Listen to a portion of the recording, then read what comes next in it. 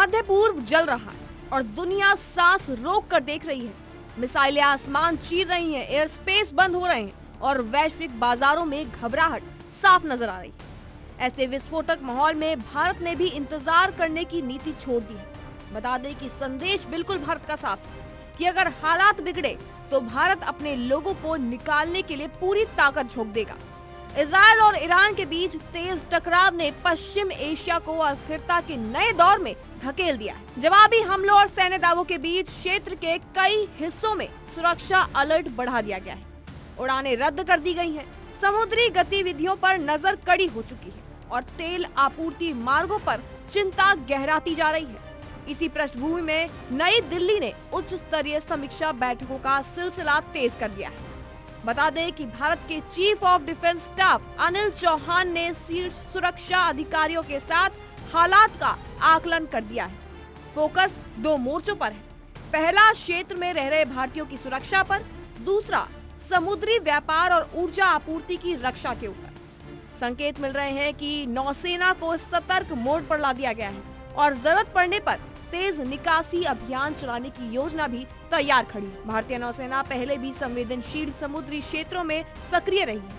Operation संकल्प जैसे अभियानों के जरिए उसने व्यापारिक जहाजों और समुद्री मार्गों की सुरक्षा सुनिश्चित की।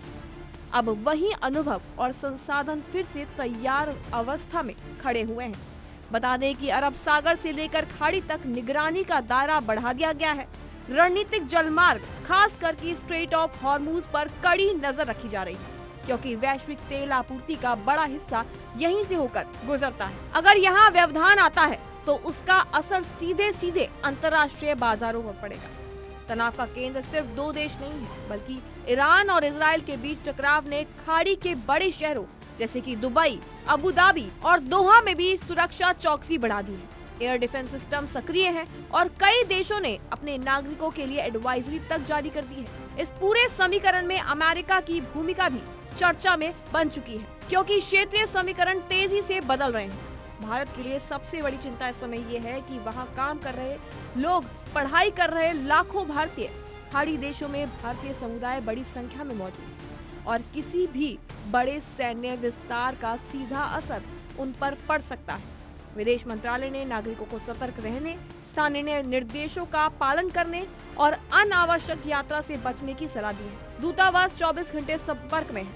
सवाल सिर्फ क्षेत्रीय संघर्ष का नहीं है, सवाल है कि ये ऊर्जा सुरक्षा, वैश्विक आपूर्ति श्रृंखला और अंतर्राष्ट्रीय राजनीति की दिशा तय करने वाला क्षण भी हो सकता है। अगर टकराव और भी बढ़ता है तो तेल की कीमतें उछल सकती हैं, शेयर बाजार दबाव में आ सकता है और वैश्विक कूटनीति पर भारी तनाव आ सकता है। लेकिन इस उथल-पुथल के बीच भारत का रुख बिल्कुल स्पष्ट है। पहले अपने नागरिकों को बचाया जाएगा और उसके बाद रणनीतिक हित साधा जाएगा। समुद्र में युद्धपोत तैयार है, निगरानी तंत्र सक्रिय हो चुके हैं और निर्णय लेने की प्रक्रिया तेज हो चुकी है। पश्चिम एशिया में जो भी अगला कदम होने वाला है, भारत उसके लिए बिल्कुल तैयार खड़ा हुआ है।